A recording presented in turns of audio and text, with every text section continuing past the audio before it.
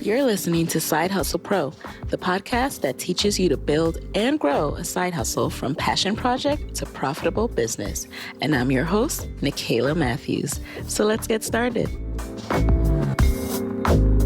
Hey everyone, welcome back to the show.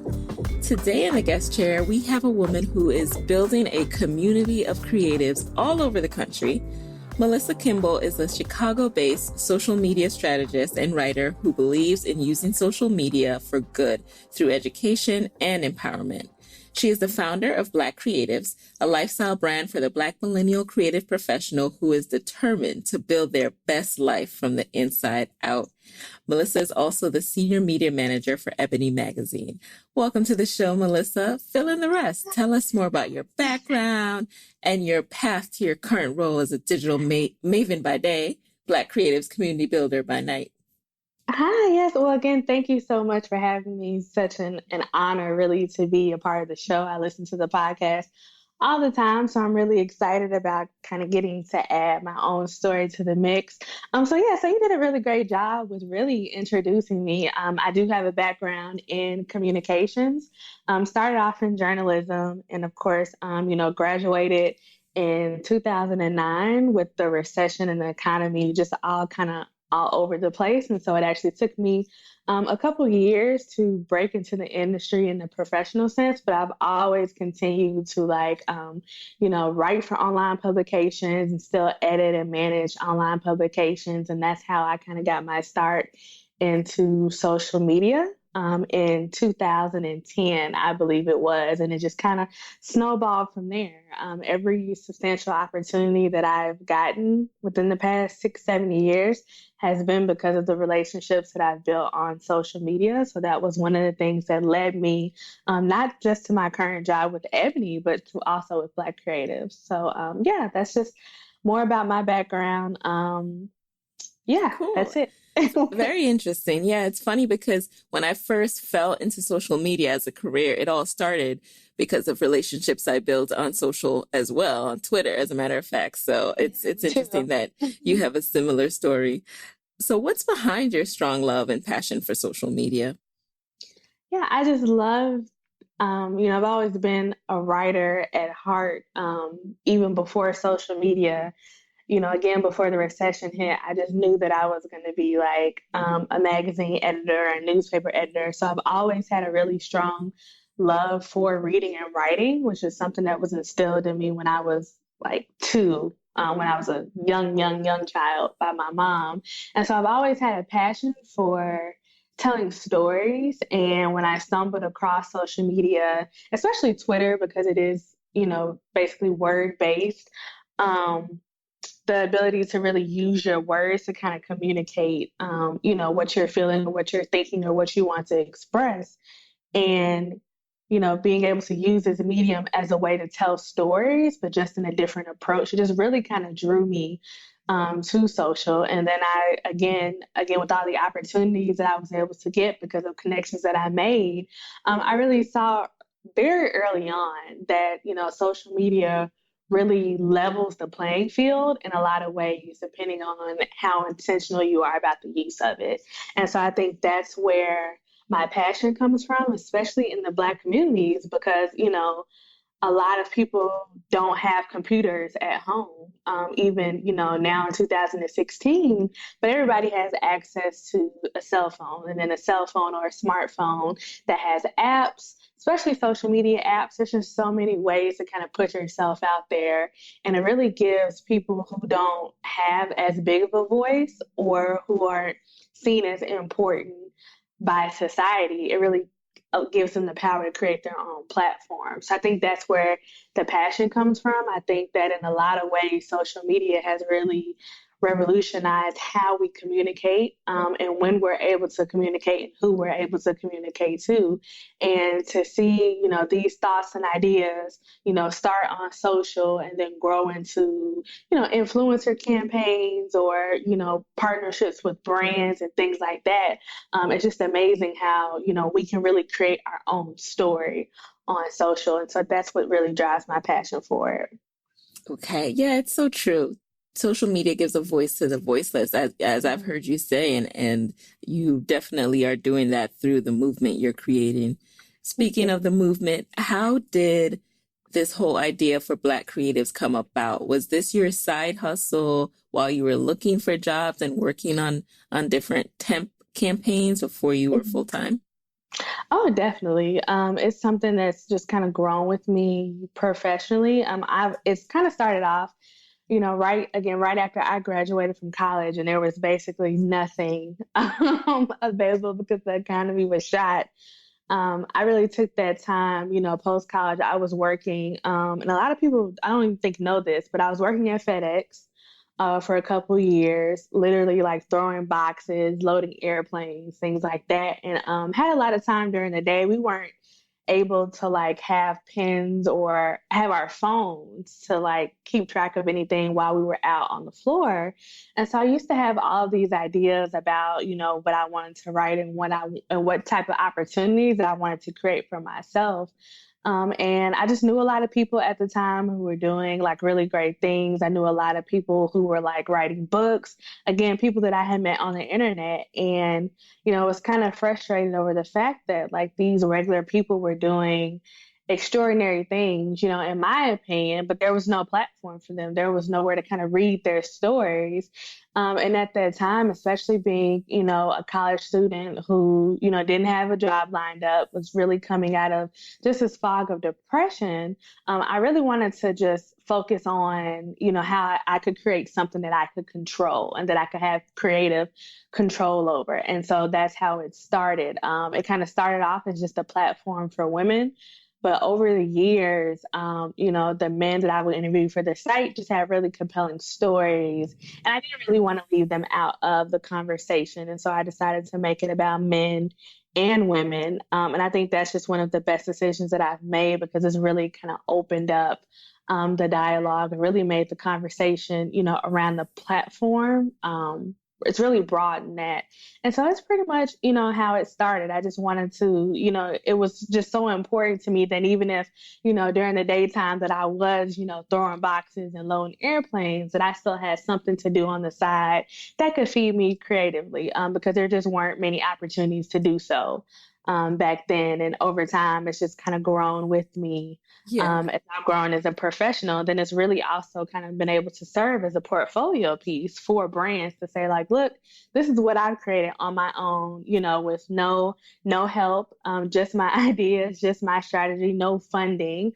So if I can do this with minimal resources, imagine what I can do with your company and a bigger, just a bit more things to play with. So Absolutely. And that's one of the reasons I always encourage everyone to have a side hustle, especially when I talk to younger people who are just starting out in their career and they're like, what can I do to stand out? And it's obviously side hustle. Like it might not pay you anything. You might not earn anything from it, but it shows that you, one, have initiative because you're going home and you're grinding on this when it's not paying your bills, but you're building out something. So I absolutely agree with you on that.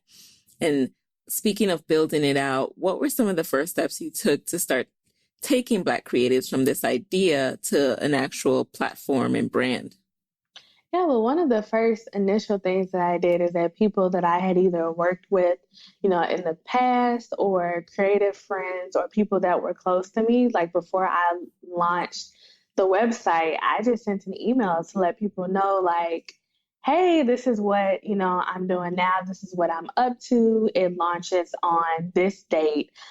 Just to kind of put some feelers out there and get some response, not just to let people know about the site, but to just also see, if there was anyone that I can kind of pull interviews from or pull content from, or, how we could kind of maybe possibly collab or build together. And that was a really crucial step for me because it forced me to kind of take the idea out of my head, which a lot of us do, right? We have ideas sitting in our head all the time and then we never, express them Yep. out of ourselves, right? And then we get stuck. So that was really crucial for me in the beginning because it kind of it forced me to have a sense of accountability early on, because I'm like, okay, well, now people know that it's coming. And so now I can't back down from that, right? Right. The next thing definitely was a website. Kept it pretty simple and hosted a self-hosted website on WordPress, because I think back then like Square wasn't really in existence yet. Um, what else was like Wix? I mean, that was just the easiest way. I know there was like TypePad and things like that, but WordPress was just kind of the easiest thing to set up at the time. And luckily I had been able to build websites in my communications program at school, so I kind of already had an idea of how to do it. So definitely letting people know up front, and it was just a small amount. It wasn't like a big, massive, let me tell 100 people. It may have been about 10 to 15, maybe 20 people at the most, but just allowing them to know what I'm working on and what's coming. And I think the third thing was setting up the social media account. So, back then, it was basically just Twitter.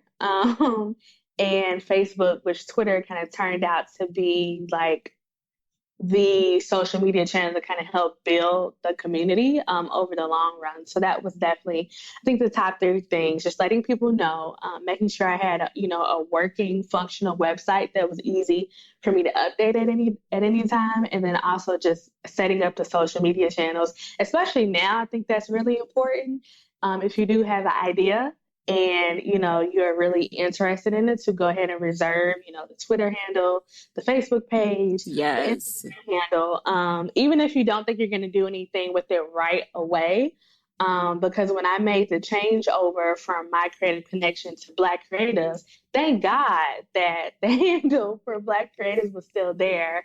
But if I had to reserve those handles right when I had came up with that hashtag, it would have been a different story. So I always advise people, when you do have an idea in the beginning, even if the idea is not fully fleshed out, but it is something that you know that you want to run with in the long term, go ahead and reserve those names. And it paid off in the long run. And then I just made a pretty basic kind of one-page outline of what I wanted the site to be about, who I wanted to feature on the site, or what types of things I wanted to feature on the site. And I just went from there and, gave myself enough space to just really just develop over time.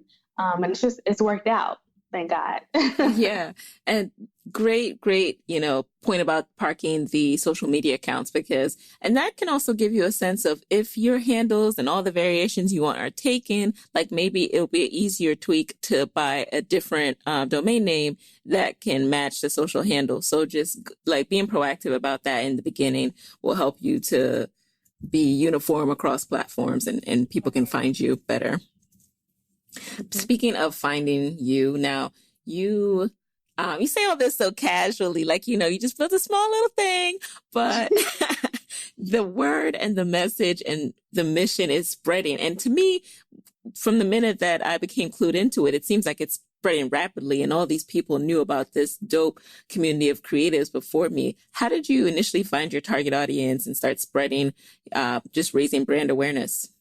Yeah, it definitely took years of trial and error to see what worked and what didn't work. Like you said, we've had a rapid amount of success, especially within this past year, but it really took behind the scenes. It took a lot of doing things and seeing how they perform for me to kind of really see what people responded to, for me to kind of figure out, okay, this is kind of the lane we should stay in, we shouldn't do this. Just for example, we kind of started off not doing anything celebrity based, and there was a period where I wanted to include more celebrity driven content into the fold, and the audience just did not respond to it. It didn't come up in analytics. Nobody really engaged with it, and that was like a clear sign to me. So it'd be like, okay, this is not working. So it definitely was something that developed over the years. It wasn't something that just kind of came within a couple of months, and I think that's why it's so important to constantly just do the work and release it. and keep doing the work and keep releasing it, because it's only, within that ebb and flow that you find like what works and what doesn't work. And I think I've had to go through several different, I don't want to say identities, but approaches until I've been able to find out what really works for me and for my life and what I want to do and what I want to put out there, and also who I want to connect with and who I want to serve.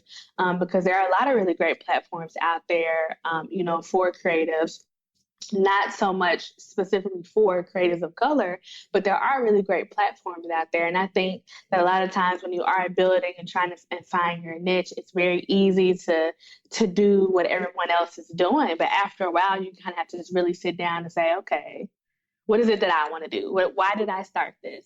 Why did I create this? What am I trying? Who am I trying to serve? Who am I trying to speak to? And just really paying attention to, again, how things work and don't work. What is the energy that you feel around certain things when you're doing it? And, 9 times out of 10, especially if you're feeling, because there's a difference, I feel like, between being uncomfortable and then just plain discomfort. And I think like when you're uncomfortable, you're stepping outside of your comfort zone, but you know that there's a specific purpose for you doing so. With discomfort, it's just kind of like that annoying feeling that won't go away, or you don't see any growth from it, and that's a clear sign that, okay, I'm not in the space that I need to be operating in. What is it that I need to either remove or do more of, in order to really find like what works for me? And I think that's really important when just trying to find your niche and trying to find your target, is that, yeah, you can look at everyone else's success and you can try to copy it, but if it doesn't feel authentic to you, if it doesn't feel true to who you are and what you really want to do outside of the noise and outside of the hype, then you have to let it go. You can't be afraid to really self-edit. And Yes. I do that I do that every single day, even now. So Yeah. that's super important. It's so important to think through that because, yeah, you look at people who are successful and you think you have similar target audiences and a similar message. It can be really hard to not start to take on some of that. So you have to really make a conscious and really direct effort to just stay in your own lane and do what feels comfortable and natural to you. If it doesn't feel natural, if it feels like you're doing extra effort just to do it, you're so right. You just have to pull back from it. Yeah. And you were working to cut through that noise. Like, what are some of the best practices that kind of helps you cut through the noise of social media to create a distinctive and impactful brand? Yeah, and I have to be very, very, very careful about how I approach this because I do work in social media. And so, especially within like the past year, it's been almost kind of a challenge because, being plugged in all the time with my day job. And that's just the nature, of the industry that, I work in, where you have to be plugged in, you have to be connected. And the same thing with Black creators, because it is for now, it's an online community and we do a lot of things online. I just have to really be careful about it. So one thing I try to do, as much as possible and whenever I can, is to really take a break. I actually did that this past weekend, where if I didn't have to be at my computer or on social media for work, I paused. And if I didn't have to do anything, I would take the time out to, either pray or take a nap or talk to someone that I love, or go outside and just try to remember that there's a whole entire world outside of what's going on, in our phones, because sometimes we can get caught up in that. And I do a lot of self-reflection too. And I keep a very specific support circle around me that can kind of let me know, like, okay, Melissa, like, you've been looking a little down today, or your energy feels a little low, like, is everything okay? Just having those people in place to kind of check me, when I'm not, being true to who I am, or just I feel like I'm in a good space. And again, I just go back to, what it is that I want to do. What is it that I feel like I'm called to do? Because will hope that most people who do have side hustles, most, if not all people, are able to do something that's connected to what they feel like their purpose is. And a lot of times our purpose is not connected to following what everyone else is doing on social media.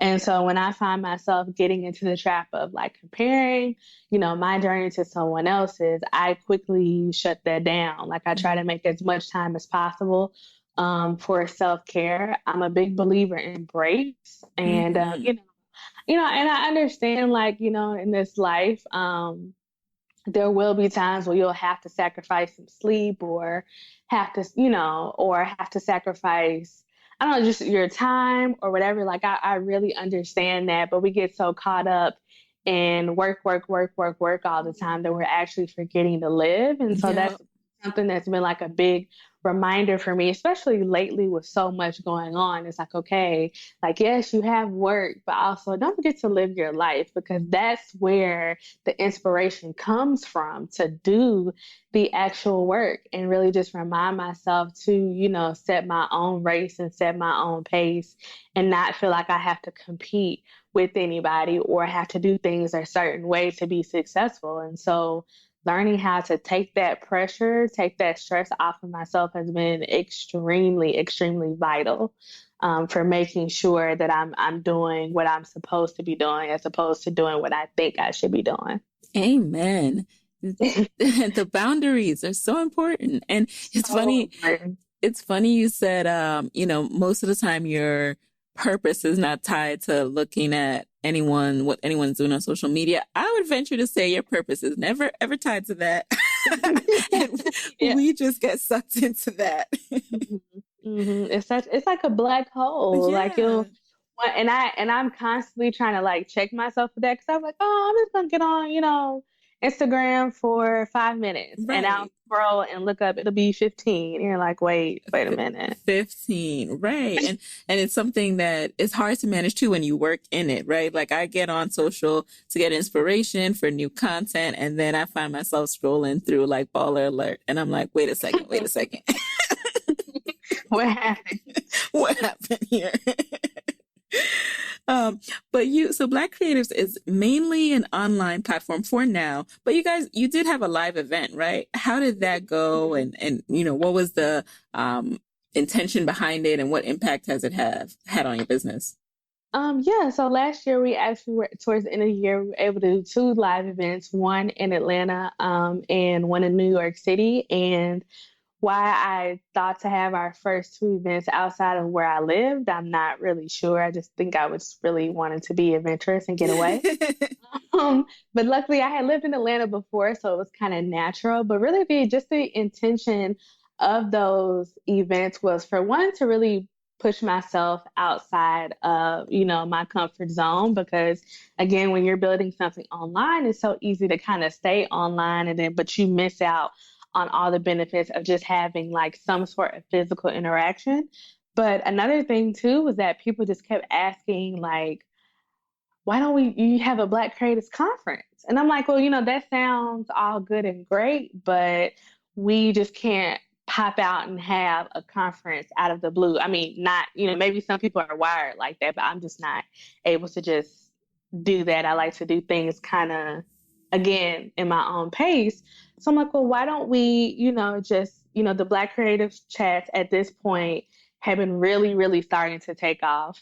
And so I just thought that, okay, well, let's just kind of test it out to see if the energy that we're creating online every month, if it's possible for that to translate offline, in a way that's kind of scalable for me, where I can kind of really take in what's going on. But that also like really allows, the audience and the army is what I like to call Black creatives, gives them a chance to engage offline because that's one thing that our audience has been really been working for. I mean, we're looking forward to.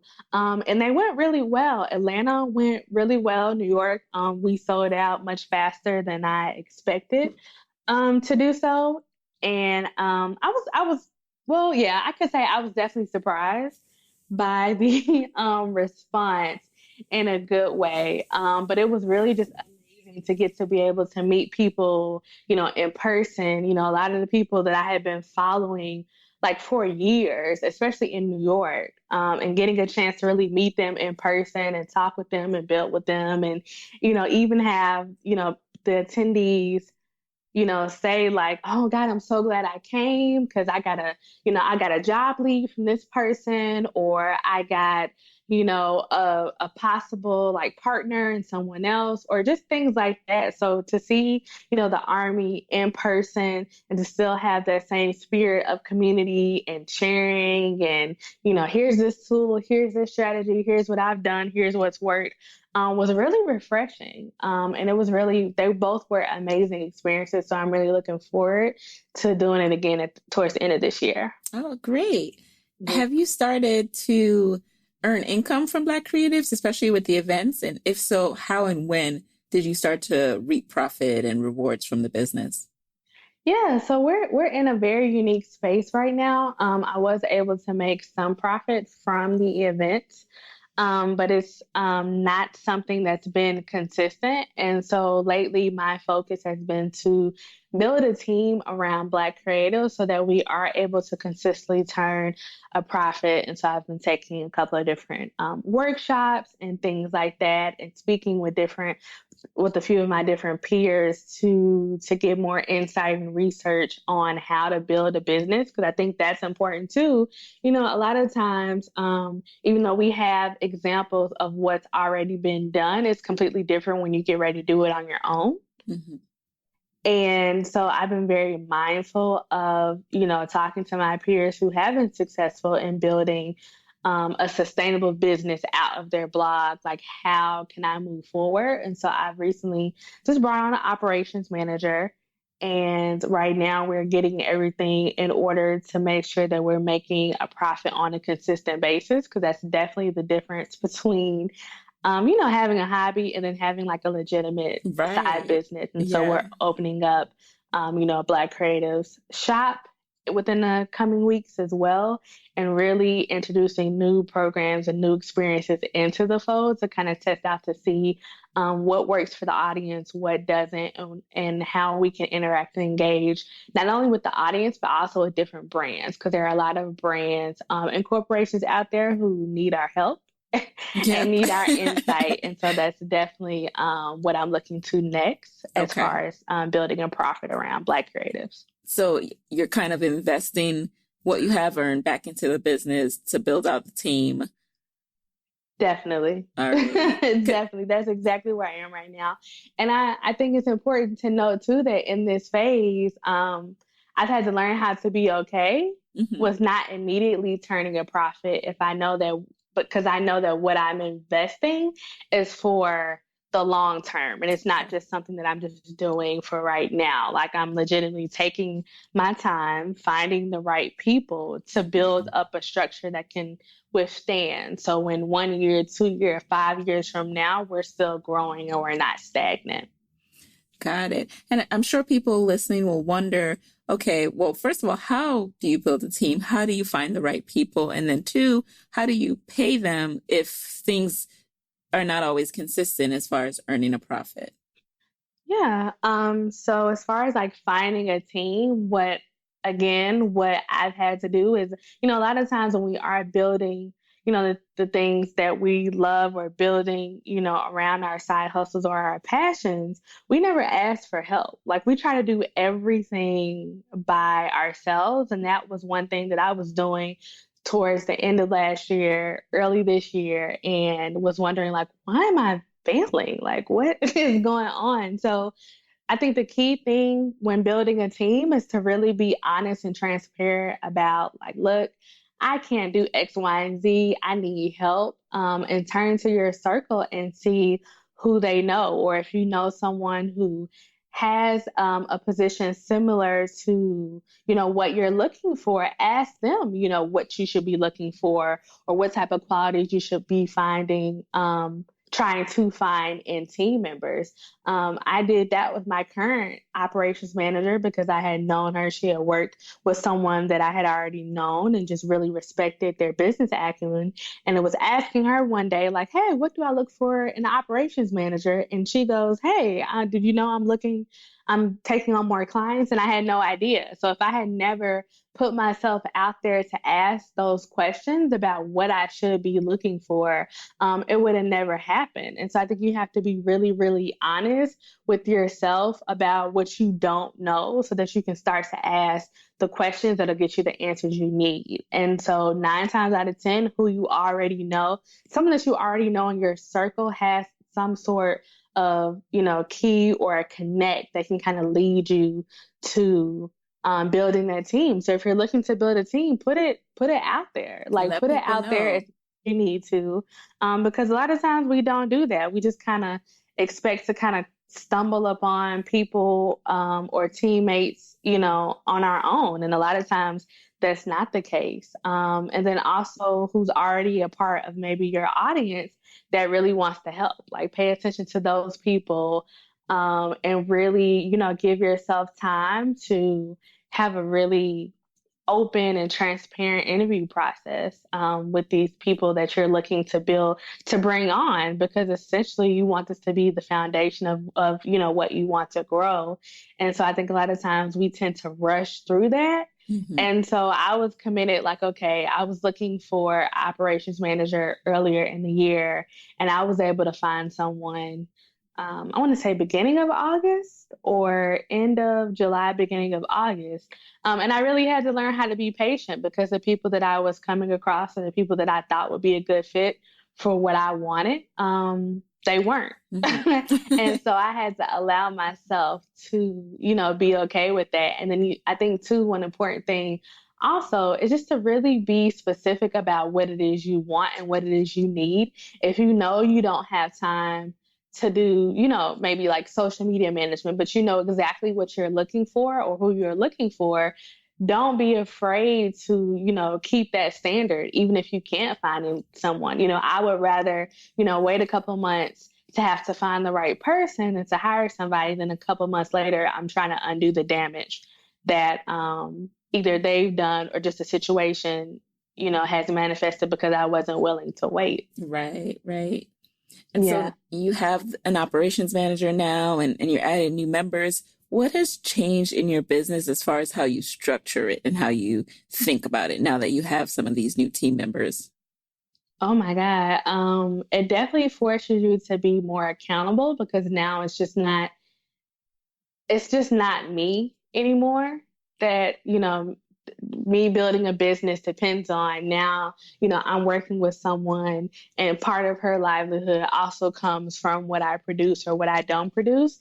It's also really forced me to be intentional and really own what it is that I have. Because I think just because, we have to do something on the side, we kind of don't give it as much respect as we do our full time hustle. But this has really forced me to put, what I'm doing with Black creatives in the same regard as I would, Ebony or, whoever else I was working for before then. Like it's really forced me to take myself seriously and get out of that mindset of just because I'm not operating on a scale where I have 100 employees or, we have 100K followers on Twitter.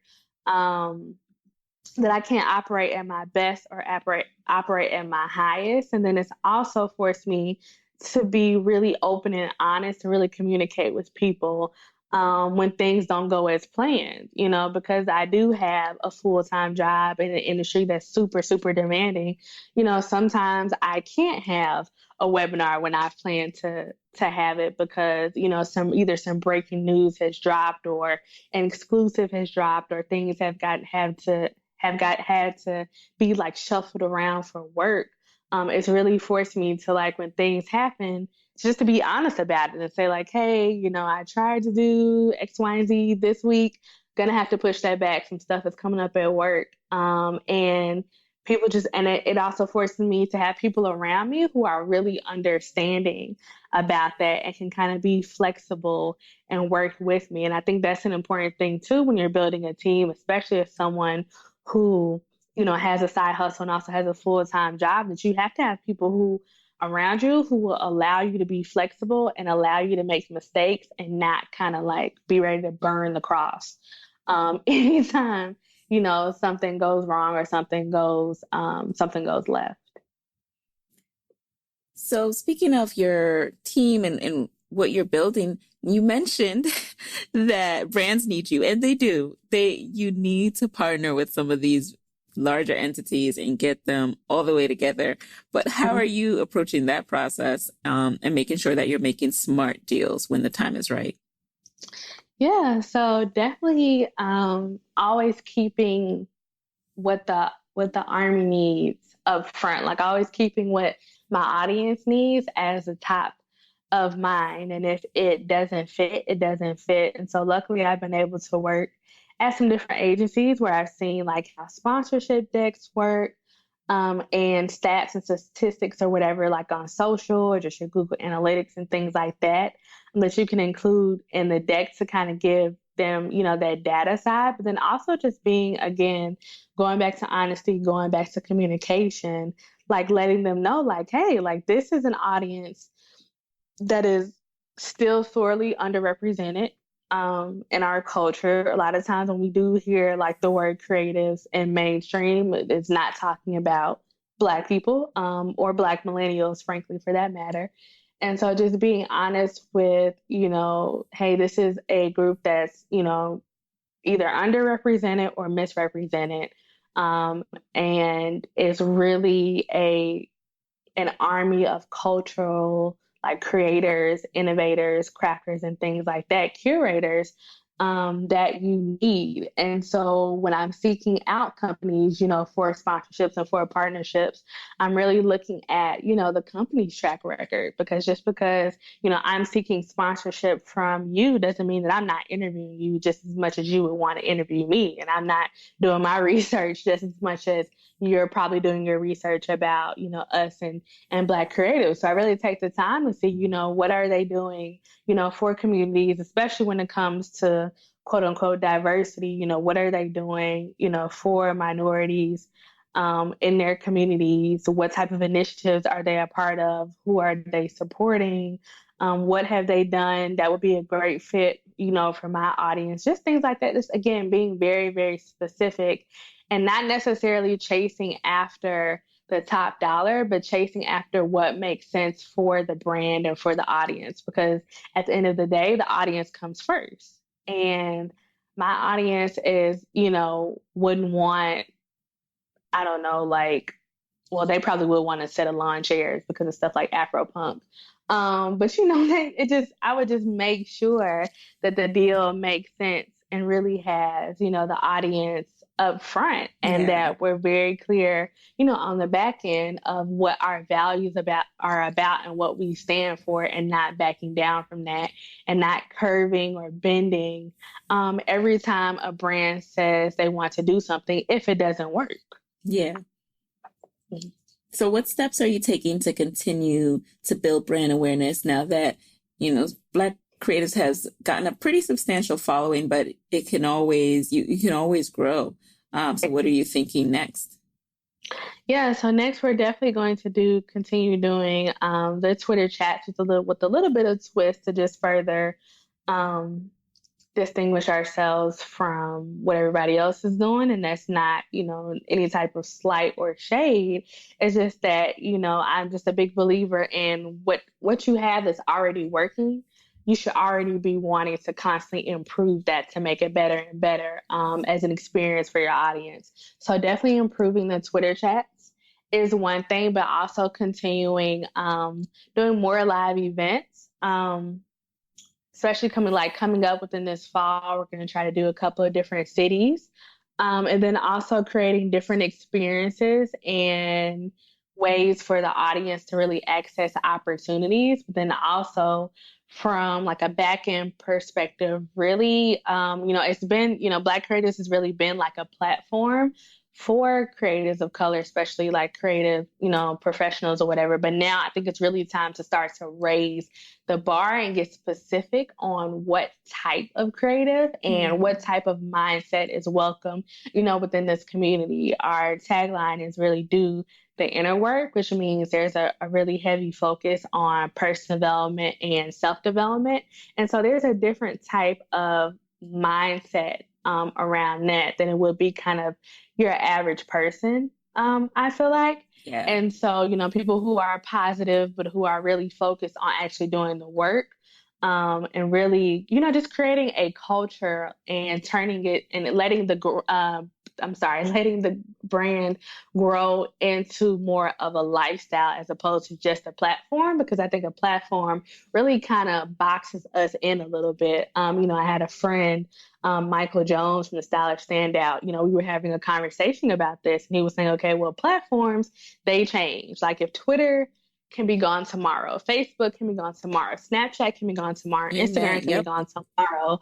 What happens when those leave? So you don't want to necessarily look at yourself as a platform. And so that really kind of spearheaded the idea of moving it into a lifestyle and a lifestyle brand, and it really representing something that's bigger than just one person. So really reinforcing that with just like a mini, rebrand, and really being intentional about every step that we make, every partnership that we make, everything that I appear on as a representative, of the brand, really, really being mindful and specific of opportunities that we take on or things that we can be a part of. And even something that's when it comes down to something like as the Twitter chats, we get a lot of inquiries about like, how can you be a guest and how can you do this? And honestly, there's never been a specific process in mind for the Twitter chat guest. It just has to make sense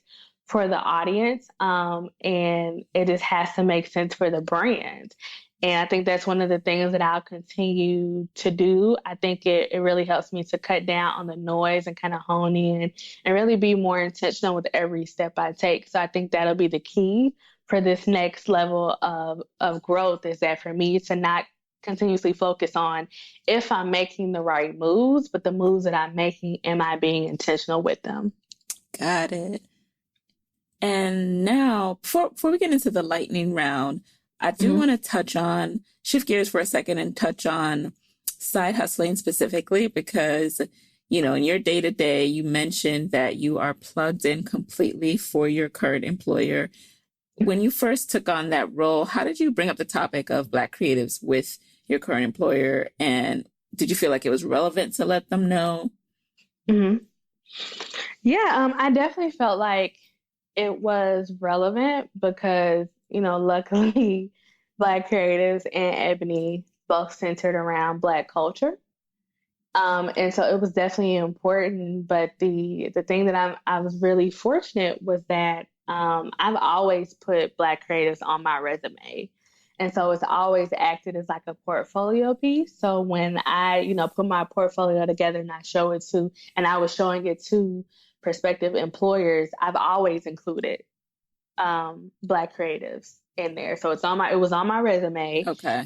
It was on inside of my portfolio piece. And when I had interviews, I would usually, if someone asked me a question about work experience or history or why I feel like I'm qualified for a certain position, I would always take, what I've learned and what I've built through Black creatives and apply that to whatever job it was that I was, interviewing for. So it had always been a common practice. And so when I started with my current employer, they'd already known about Black creatives. They're already fully aware of, what I was doing on the side and how that contributed to like the skills that I could use for the position. And so thank God it just worked out. So if that could be one key piece of advice, is that if you really take your side hustle seriously, and if you really feel like it's contributing to your skills as a professional, which I would hope it would in some way, to include that on your resume. Like treat it as if it's a substantial opportunity because Yep. it is, because you created it yourself. Nobody gave it to you. And that's a very, very, very desired quality these days, with any employer, with any opportunity. Can they do the work? Are they capable of doing the work without anyone, looking over their shoulder? And Yep. if you have a side hustle, why not include that? Because that shows, and especially if it's consistent, that shows that you are very much more so capable to do these skills and these things, even if you're not getting paid. So if Right. you do get, like, imagine what, you could do. So, Right. mhm. And so now that you're fully plugged in there, you're also scaling your brand. How do you balance it all and while making your employer feel secured, like, you're not going to jump ship to be an entrepreneur? Yeah, I definitely, well, for one, and I had to learn, it maybe took about 3 or so jobs, honestly, to kind of get this practice down. But I really had to learn to stop working on Black creative stuff while I was at work. Now, the couple of jobs that I've had beforehand, um, before this one actually, were like contractor positions. So there was the limits were as strict, and then I would have downtime most days within those like past positions. And so I was kind of able to do both. But when I started to get more full-time positions in the field, I had to really learn how to not bring Black creative stuff to work, to leave it outside of work, and to really let my time at work be just that, my time at work. Not even just for the benefit of my employer, but just for myself, because if you're constantly trying to work on work stuff at work and then you're trying to do your side hustle stuff, by the time you get to 5 o'clock, you are fried. Like, you are tired, you have worn yourself out, you have stretched yourself thin, Yeah. to where when you get off work, you can't do anything. So that's a really big rule of thumb. Like, I know, it's so tempting because, there's a computer there and there's a printer there, and you're like, I could just print off, a couple of these notes. And it's like, no, you have to set, you have to set some boundaries. And even Right. if, you just can't fight that urge during the Yeah. day, which a lot of times, I mean, I can't, I'll use my lunch break, or if my lunch break is an hour, sometimes, most of the time, I don't really get opportunity to take 1 hour, full hour at a time. So I'll maybe try to break it up and do 30 minutes here and 30 minutes there, and just kind of use that time to kind of just brain dump or work on a specific task. But definitely learning how to utilize my planner and block out time to get things done has made a huge difference. I'm not the most organized person, which is why I hired an operations manager. But giving myself that time and that space to really sit down and think about, okay, Melissa, what do you want to do this week? What do you want to get done?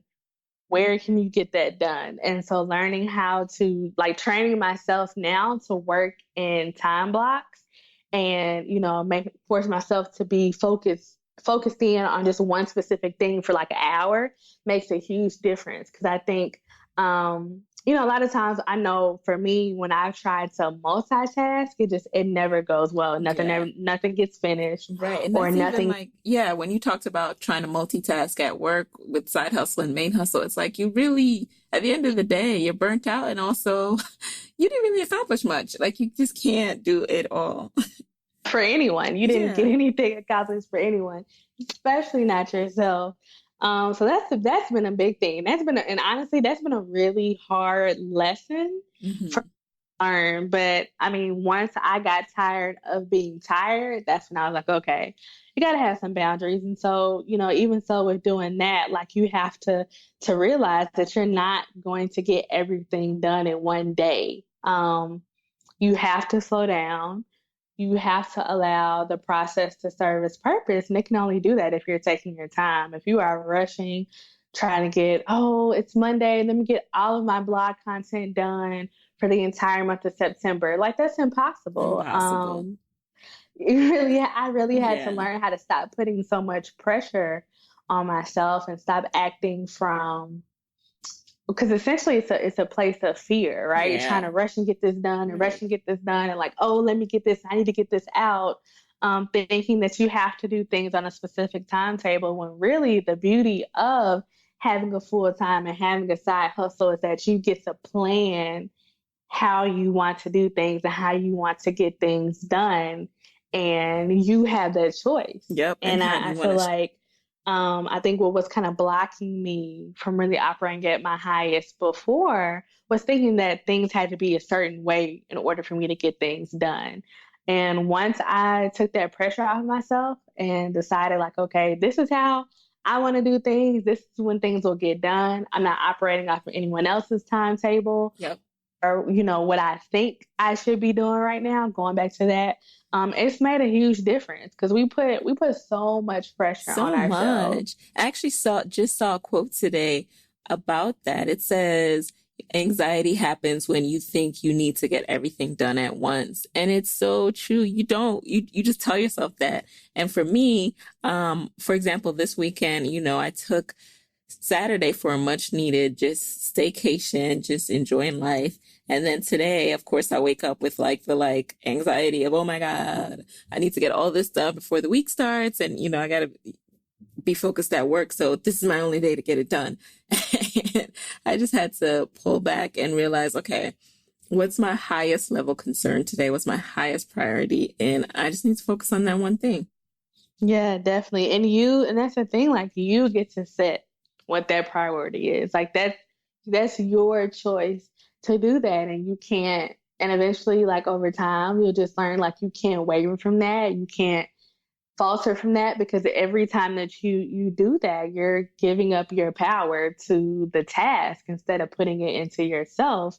And we need all the energy, all the vibes, all the strength, all the whatever higher power energy to get these things done. And if we're constantly putting all this pressure on ourselves to go, go, go, go, and never take the time to just be, like we're just killing ourselves. And I Yeah. and I think especially one of the things that I've learned too from just listening to your podcast is that side hustles are really supposed to be things that kind of allow us to create not only our own opportunities, but just our own lifestyle. And Yes. no one wants to have a lifestyle where they are miserable all the time or working all the time or beating themselves up about what they didn't do all the time. Like that's not living. And I feel like that's the complete opposite of creating a side hustle. Like you should just go get another second full-time job if that's the Right. case.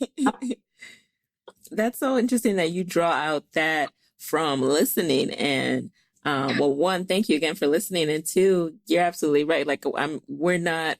At least my intention is not to side hustle to create more stress for myself. Like, yes, you have to do hard work still. Yes, you have to hold yourself accountable and work hard, very hard.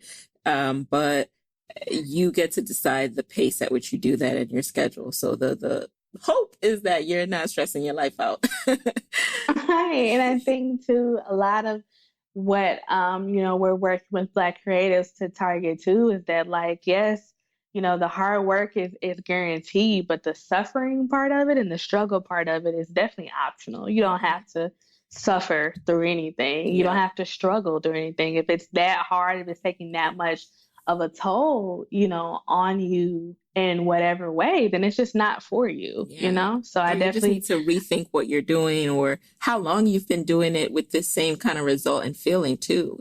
Sometimes we got to let stuff go. Exactly. All right. And with that, I think that's the perfect segue into the lightning round. So here you're going to answer the first thing that comes to mind. You ready?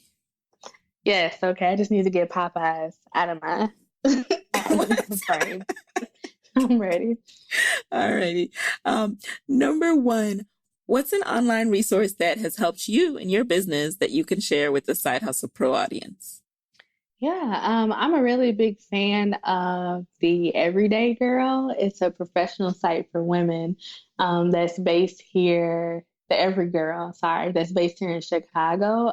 Just reading kind of even over the years, just reading their insight on like careers and things like that has been really helpful. And then I'm also a really big avid reader of Fast Company, and even just reading that magazine every month, I feel like my business acumen goes up. a little bit each time. So, Oh, cool. Number two, what's a personal habit that has helped you significantly in your business? praying before I do anything, even if it's something small, just, I feel like no matter what you believe in, just having that, no matter what you believe in or what, faith background that you have, just having like that structure and that faith in something bigger than yourself, again, really helps you take the pressure off of what you're doing and puts things into perspective. So yeah, definitely praying before I do anything has definitely made a difference. Number three, what's the best book or podcast episode that you've consumed this year? Mm. First book. I would have to say, because I think the book kind of popped into my head first, even though I listened to a ton of podcasts. But this year, I finally got a chance to read Succeeding Against the Odds. It's the autobiography of John H. Johnson. And for those who don't know, John H. Johnson was the founder, of Ebony and Jet Magazine and Fashion Fair Cosmetics. And his book, I'm not sure why it's not required reading, but it definitely is. And I'm not just saying that because I work at Ebony, but because this was one of the most inspiring autobiographies that I've ever read. Wow. I think because it had a lot to do with media and with journalism, and because, that's where my career is, and having, of course, been a fan of Ebony since forever, seeing his journey and seeing him, come from Arkansas City, Arkansas, when he was a teenager to come to Chicago and being dirt poor and just rising above that and really literally working his way out of poverty. It's just one of the best like stories ever. And I think too, because it's coming from, again, a Black pioneer in the media space. And we don't really oftentimes get to read or see those stories as much as we like. So it was really refreshing to kind of get a story that I could actually relate to because, my grandparents migrated from the South in the 20s and in the 30s. And just really gives you a lot to relate to, especially if you're, a young person of color who, we're stressed out now with all the tools and technology that we have at our disposal. And he only had $500 and look what he built. Wow. So I will link to that in the show notes for this episode. Awesome. Number 4, who do you admire and why? I admire my mom. Not only because of the sacrifices that she made as a single mother, but because I've really, over time, watched her grow into a woman who went from constantly pleasing other people to learning how to put herself first and make herself and her happiness a priority, and watch how that kind of changed the entire trajectory of my life. Like she was never afraid to like leave Chicago and go after what made her happy. And I just really admire that about her. She's always been self-sufficient, always been independent. And again, just to see her be really more intentional about her happiness has been really inspiring to me. Oh, that's great. Number 5, what's your parting advice for fellow women entrepreneurs who are, still in the juggle with the full-time job, but also have a growing side hustle? Done is better than perfect. And that's something that my friend Sakita Holly says a lot, but it's so true because we hold ourselves to these standards. I don't know where these standards come from, that everything has to look a certain way or be a certain way for us to put it out into the world. And just hanging on to that sense of perfectionism is really holding on to like a fear that we're not good enough to do the things that we want to do. And so just to really just let go of that perfection and just do it. And like literally Be intentional every day about doing the work, whether you see or an instant like reward from it or not. So just do the work. Just do the work. Like at the end of the day, that's what matters, and that's what's going to carry things, not what you think of doing and not what you plan on doing and not what you discuss doing, but what you actually do. And just to be mindful of that and be mindful of your actions and put the work first. Like take your ego and emotion and all that kind of stuff, take it out of the, take all that stuff out of the equation and just really just focus on doing the work. Because that's really the bridge between where you are now and what it is you really want to do. Amazing. I love that answer. And that I listened to Sakita's podcast as well. I remember that episode that she titled Done is Better Than Perfect I think that was like the last thing that just made me say, you know what, I'm going to do this. Like she talked about like, listen, I'm recording this with my earbuds and garage bands and I'm making it work. And I was like, you are right, Sakita. I'm going to make it work. That's awesome. So, yeah, I love her podcast. I love her podcast. And I try to keep that in mind all the time when I'm procrastinating because I want stuff to be perfect. And I just need to do the work, like you said. So before we close, tell us what you're currently working on and what's next for Melissa and Black Creatives. Yeah, so for right now, again, as I mentioned earlier, just continue to slowly, like one person at a time, really build up the business around Black creatives. Luckily, because I am blessed to have a full-time job that I can kind of really take my time in that department and not rush. So that's one thing that I'm really looking forward to. I'm definitely doing more events and more in-person offline events as opposed to doing so much online. I really want to spread the movement around to different cities. And so, we are looking for sponsors. So if you're listening to this podcast and you have an employee who you think would be a great, if you work for an employer who you think would be a really great fit, send them my way.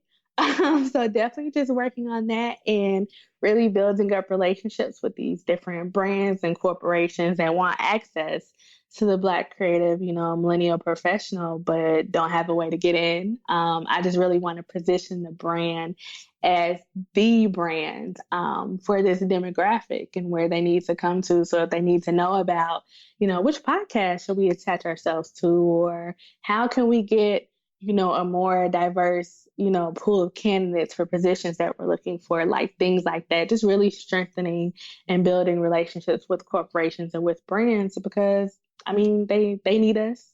But we need them just as much, not from just a monetary, or financial sense, but because in order to grow, as creatives, we need opportunities, we need experiences. Right. So just really looking forward to creating like a win-win situation for not, just the brand and not just for the audience, but also for corporations and bigger brands that want to kind of join in. Got it. And then what's the best way for listeners to connect with you after this episode? Yeah, so definitely I'm always on Twitter. It's at Melissa, MELISSA _Kimble, KIMBLE. That's my Twitter handle. That's actually my social media handle across Twitter and Instagram. Also with Black Creatives, BLK Creatives is actually, very active on Twitter. That's like our top platform. So you can reach us there. There's also the email address in the Twitter bio. So if you want to reach out about a potential, partnership or just want to drop a line and say, hey, you can always find us on social media. Then, of course, the website. And there is a newsletter to sign up for as well. And those are all just different ways to kind of, reach out and just say hi. We're very friendly. I promise we don't bite. And 9 times out of 10, you can normally find me. I'm usually on Twitter at some point throughout the day. Have you ever tried to partner with Twitter? That I just jumped out at me, with something we didn't touch on. But Black Creatives, it makes me think of their Blackbirds affinity group. Mm-hmm. Mm-hmm. Yeah, it's something that I would love to do. And it's actually one of our goals for the next 6 months is to see how we can partner with Twitter and with Blackbirds. Like I think what they're doing has been amazing. And I think that once they kind of get privy to what it is we're doing at Black Creatives, I think it just makes a lot of sense because, I definitely undoubtedly like we've been able to grow a lot because of Twitter. Has been very huge and very instrumental in our growth within this past year. And so I would definitely love to be able to collaborate with them. And it's one of our goals. Yeah, I think it would make so much sense. Yeah, it definitely would. It would make a lot of sense. All righty. Well, I wish you good luck with that. Keep me posted. I think it'll be an awesome connection and partnership. And with that, I just want to thank you so much for joining us in the guest chair today, Melissa. It's been awesome talking with you. We could obviously talk for way longer, but thanks for joining us for this hour. No, thank you so much for having me. Such an honor, so much fun. And again, love what you're doing. I'm really excited to see how you continue to grow and evolve as well. Thank you. And there you have it. Hey guys, thanks for listening to Side Hustle Pro. If you want to hear more from me, head on over to sidehustlepro.co/Side Hustle Corner to get my weekly Side Hustle Diaries chronicles about my own journey from passion project to profitable business. And if you want to find me online, I'm at Side Hustle Pro on Instagram, Twitter, and Facebook. Don't forget to join the Side Hustle Pro Facebook community. Go to sidehustlepro.co/mastermind. And as always, if you love the show, do me a favor and subscribe, rate, and review on iTunes. Thanks, guys. Talk to you next week.